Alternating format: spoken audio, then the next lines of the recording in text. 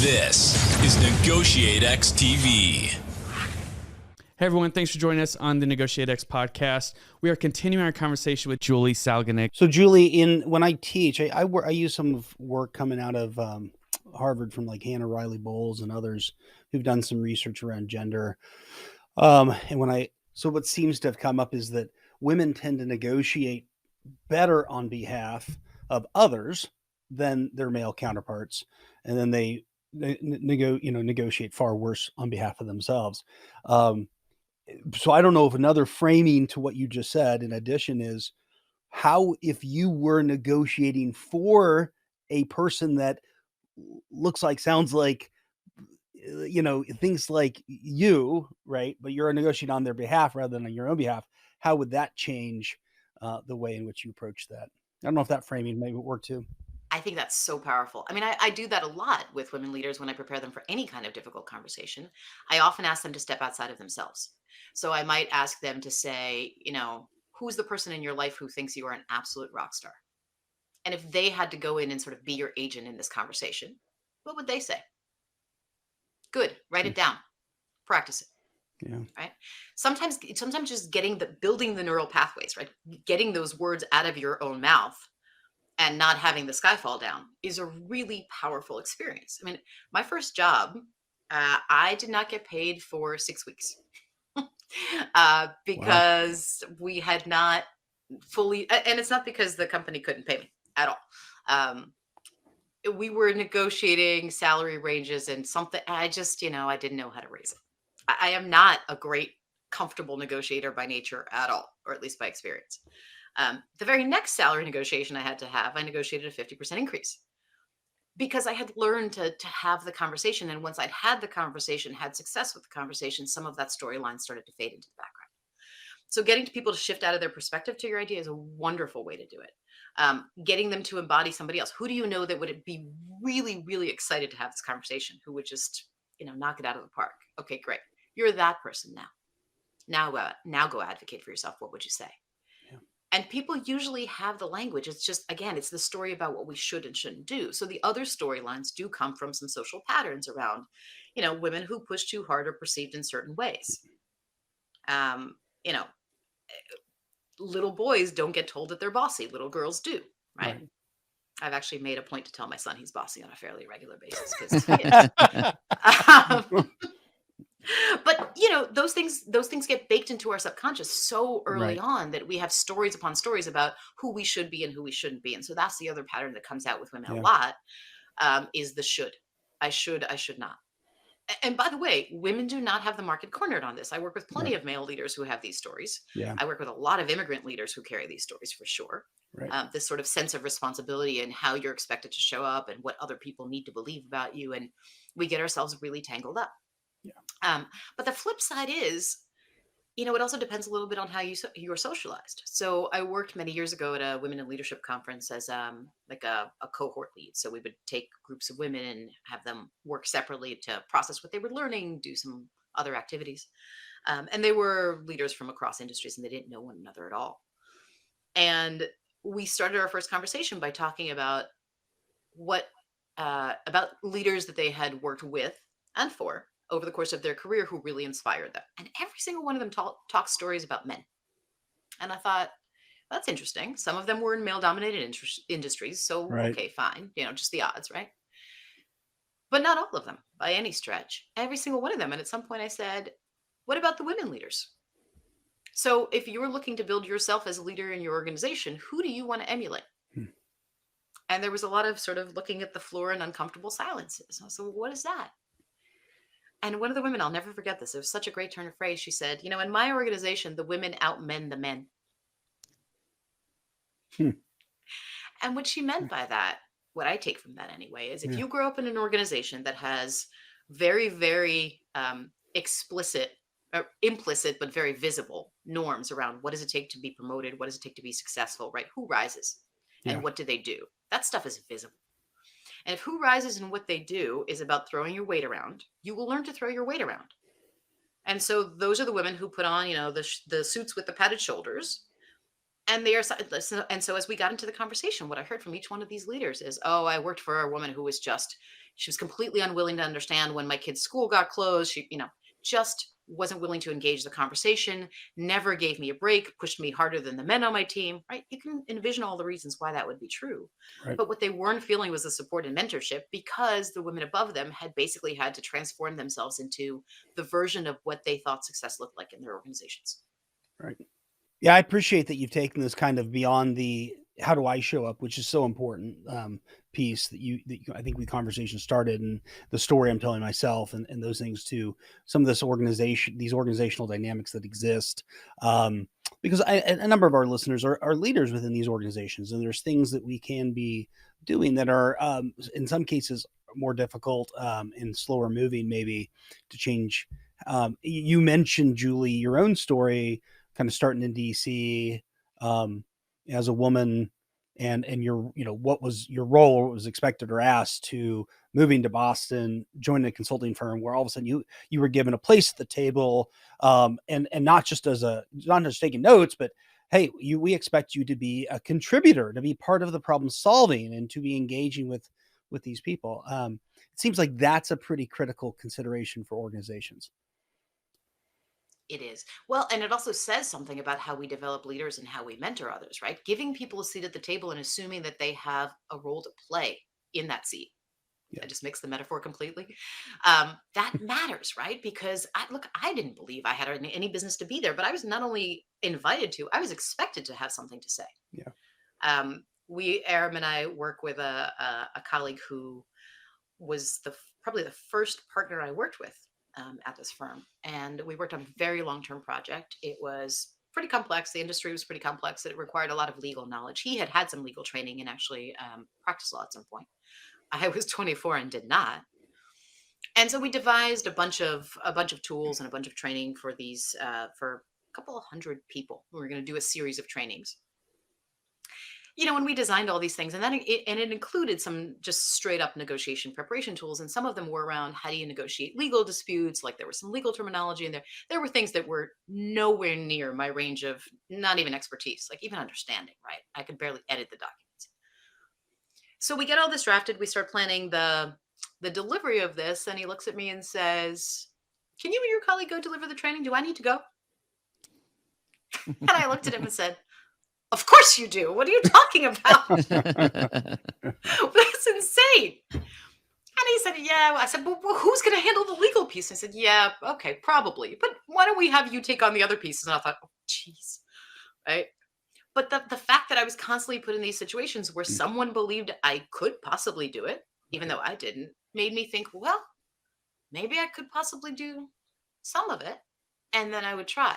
And I had the coaching and the support of others, so that even if I fumbled, I had a little help along the way too. So that is really meaningful as we think about developing people, as we think about developing leaders, as we think about developing negotiators.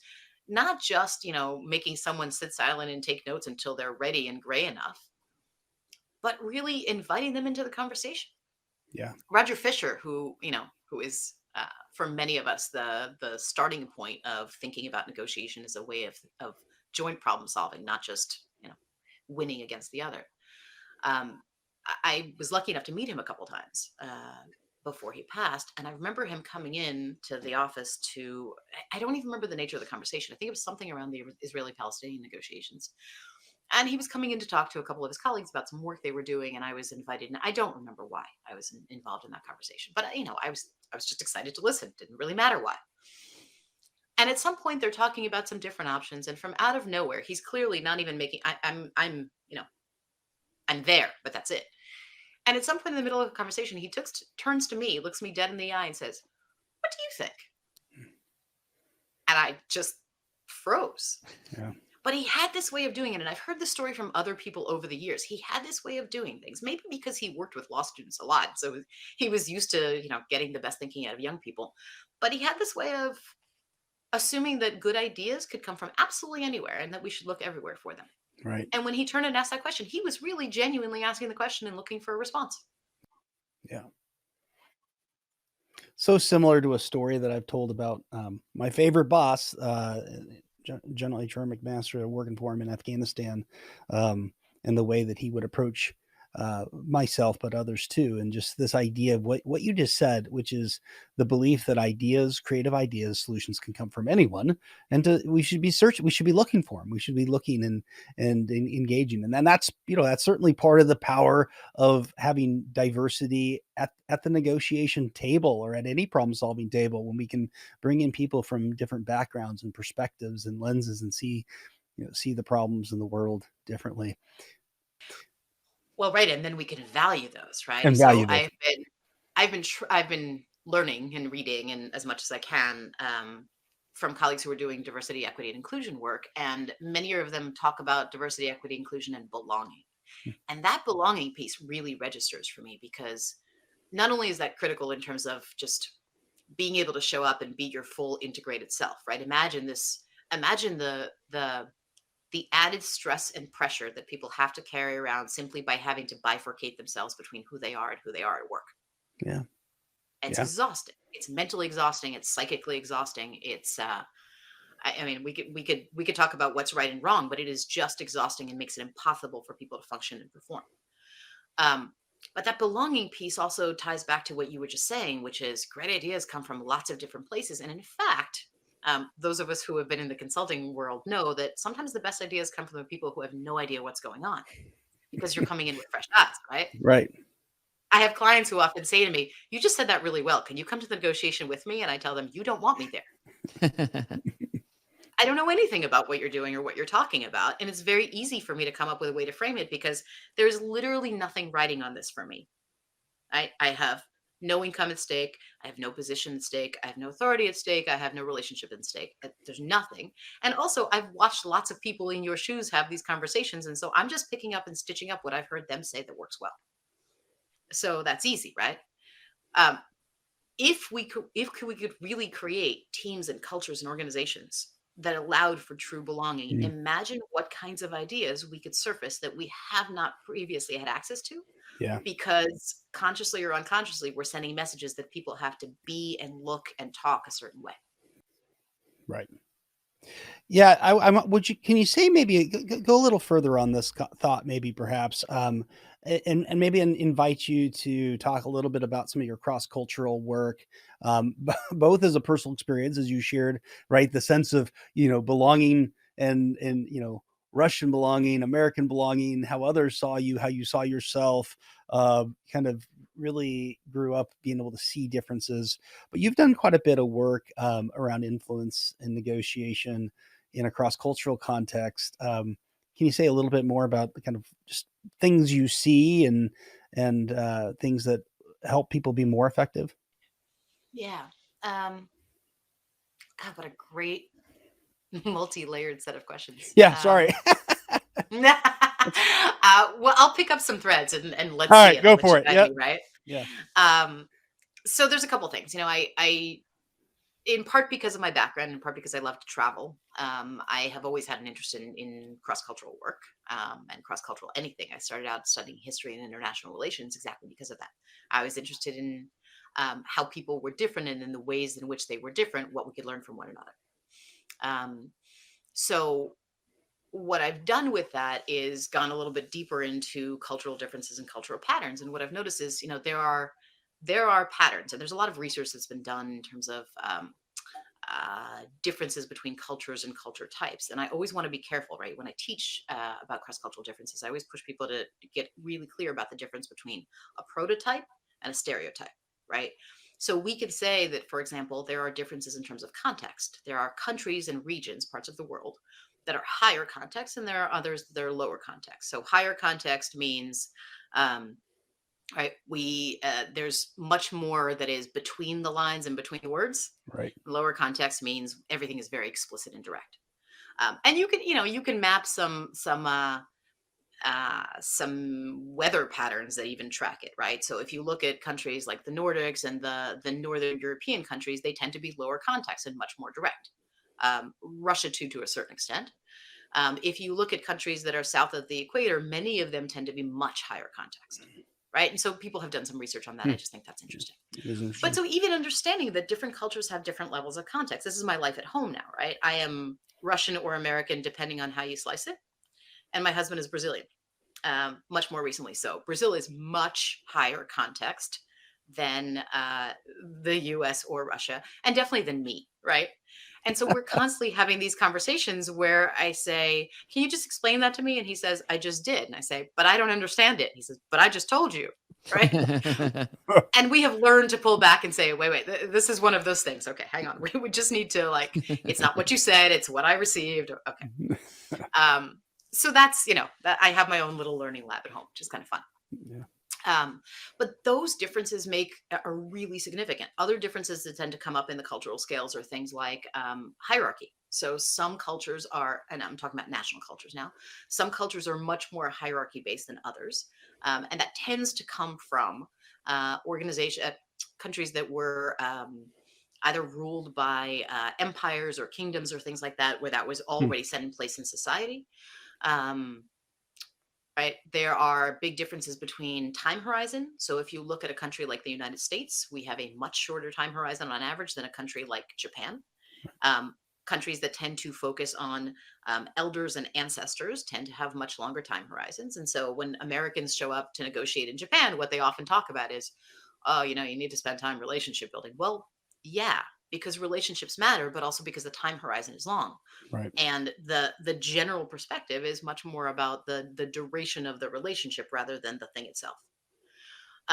So understanding and learning about those differences and just getting familiar with those really, really matters. But then the question becomes, how do you engage with another person? And this is where that stereotype and prototype gets really, really tight. I can read a bunch of indices about what it looks like to negotiate in Japan and with the Japanese. But the moment that I engage a negotiator from Japan and believe that I know who they are and what they're thinking, I'm in trouble. Because how do I know what this person takes from their culture? We all carry different elements of culture, right? Right. So culture is gender, culture is age, culture is whether you grew up in urban or rural environments, culture is education level, culture is socioeconomic status, culture is, what do you do? So I always give this example. What do you do with a person who shows up at a counterpart in a Japanese organization who, went to college, went to university in the UK, then went to business school in the United States, spent some time working across parts of Europe and Latin America, and just 3 years ago returned to Japan? Right. Right? Are they going to carry the profile of the Japanese negotiator? Probably not. And if they do, there might be elements to. So you still have to understand that you're negotiating with individuals, right? That's We're not right. negotiating with a type. And the moment that we create sort of a category of someone or we otherize them, we get in trouble. Right. We get in profound trouble. So that matters a lot. But then also just understanding, right? So here I can tell you stories. The context piece usually tends to be where people get most tripped up when we talk about influence, because we don't understand it, right? So I worked years ago with an oil and gas company, working in many parts of the world. This was in Southeast Asia. And they were working on a variety of things. And there was a very large pool of locally employed staff. And we got there and they said, we've got to figure out how to make this work. We've got to upskill some people. We've got to get the communication to work more effectively. Okay, great. I said, okay, so what's the problem? I said, well, they're just, some of the people on my team they're not there. I'm afraid they're not there. They're not really good communicators. I don't think we can put them in negotiation roles. They can't get a point across. They dance around the issue. They don't raise things that need to be raised. I feel like I'm always finding out about something at the last minute. Right? And when you look at the patterns, of course, right? In Indonesia, it's a much more much more high context. The importance of saving and maintaining face is huge. So one reason you wouldn't raise a difficult issue is because you don't have the skill set. Another reason is because you don't want to embarrass somebody. Right? It is very, very much based in terms of oral tradition. There's so many different languages across Indonesia. I mean, the amalgamation of Bahasa happened, I think, in the 50s, but there are hundreds of languages spoken across Indonesia. It's very much an oral history culture. So people don't communicate in bullet points. People communicate in stories. That's how information was passed. And it's not to say that everyone in Indonesia does it this way, but it is a pattern of communication that is culturally appropriate and normal. Right. It's not a sign of strength or weakness. It's not a sign of good or bad. And until we can really understand that there are different communication patterns and different communication needs served by culture, history, expectations, training, experience, whatever it is, we're just going to tell stories about the other side. And those stories are never really all that flattering, right? So it's you're too aggressive and you take too long to get to the point, and we miss each other. Right. Yeah. So the real opportunity becomes, how do we understand someone and meet them where they are? If we understand that saving face is important, don't try to have a difficult conversation in a group of people, Right. for example, right? We can meet people where they are. We can at least walk toward them in a way to create the opportunity for connection and for good problem solving. Yeah, that's so well said. And I think that, if we listen back to some of the things you said earlier on, so much of being able to meet someone else where they are starts with an awareness of where I am and where I'm coming from, right? And then creating, you talked about as a coach, creating space, as negotiators, creating space for that to occur, to actually meet someone where they are and where they're thinking and understanding context versus just driving something and just trying to push a deal arrangement. Yeah. I also want to make sure, I just realized that there might have been something in your question that I can say that's a little bit more tangible. Yeah. And it goes back to where we started talking about women, but also as I think about just, anyone who perceives as other to the organization. For one reason or another, there's a resistance to stepping out, right? To asking, to looking too aggressive, to looking too greedy, right? We sort of tell ourselves these stories about why we shouldn't or why we couldn't.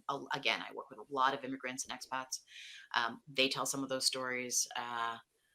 I hear these stories a lot.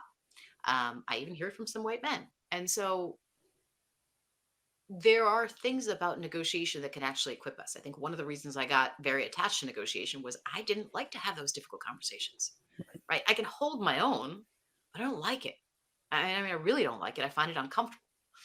But the power of legitimacy, this notion that nothing is agreed until I agree, and the decisions don't get made based on who's loud or who's strong or who's in charge, but decisions get made based on what makes sense. Mm. So while I can't control what the final outcome is if I lack leverage in any negotiation, I can absolutely still register that I can see why that makes sense to you, and I can see why you would want it that way. And in your shoes, I'd probably say the same thing.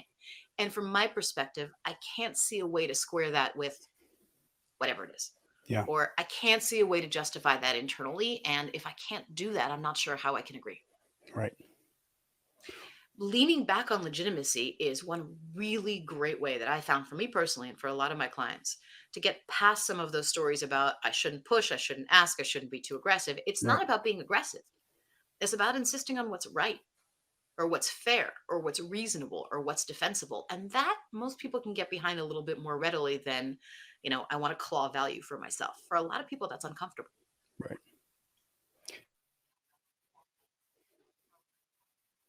Right. And so what you're describing, at least to me, Julian, you can correct me here, but it improves my ability to advocate effectively, which is something that we often talk about, the need to inquire more and acknowledge more because those skills don't tend to show up in difficult conversations. We certainly want to do those things. And as we've done those, we also need to be able to advocate effectively. Legitimacy becomes a key point or ability to allow us to advocate for ourselves, for our perspectives, for those things that are really important to us. That is really well said. Yeah. And it also ties back to interests, right? So you have to understand what your interests really are and grapple with the ones that might be uncomfortable or conflicting before you get into that conversation. Yeah. Hey, Julie, so I've noticed that a few times we've kind of already discussed this, and I'd like to kind of circle back to it. And that's really the intersection between leadership and negotiation. It's one of the focuses here at NEGOTIATEx. So I was hoping to kind of get your perspective on where you think that is and, the importance of it for leaders who are also negotiators. Yeah. It's such a good question. And honestly, it's another one of those. We've talked about this question before. It's not like this is surprising. And I hear you ask it and I think, huh. um, because it's so multifaceted. It's so fascinating to me. So part of how I got into the leadership space was, again, it's not like I worked on individual negotiations. I worked on organizational negotiations with my clients.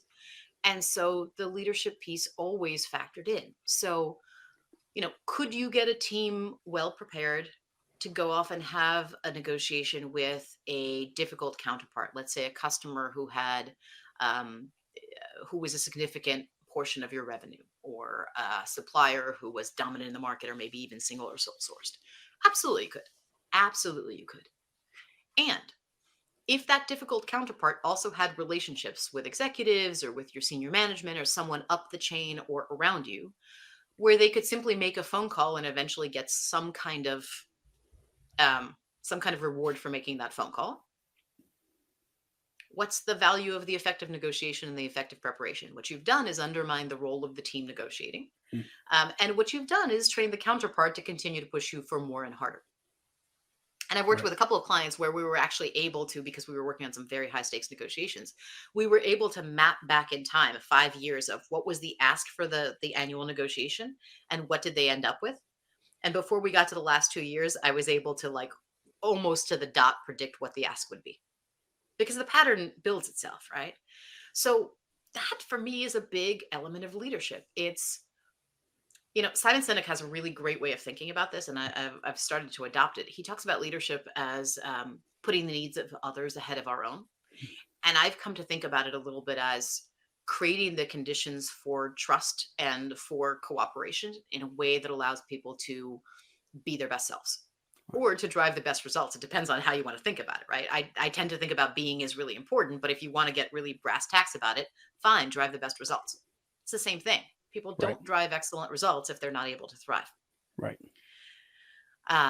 So choose your language. But that to me is the connection. You can't have great negotiators and you can't have great negotiated outcomes if the leadership of the organization or the negotiators as leaders don't also then equip others to perform at their best, to create an environment of trust where they can explore and get creative and figure out the unsolvables, right? Really, really get creative around deadlocks and things like that. And you can't make good choices because at some point everybody starts to make the choice that they think is going to land. And we've seen this all the time, right? When you say to people, "What would it take to renegotiate the ceiling on the price?" And someone says, "Oh God, I have to go in and have a conversation with the committee," right? It's not to say that you don't need to have those conversations. I want to be clear about that. It's not to say, give every negotiator free reign. It's not that at all. Right. Organizations are designed to have functions and individuals with competing interests so that ideally those interests get negotiated out and we come up with the best solutions. But that's tedious and that can be time consuming, and we're not all at our best in those conversations. So that's the piece about leadership. And of course, when I think about negotiation as about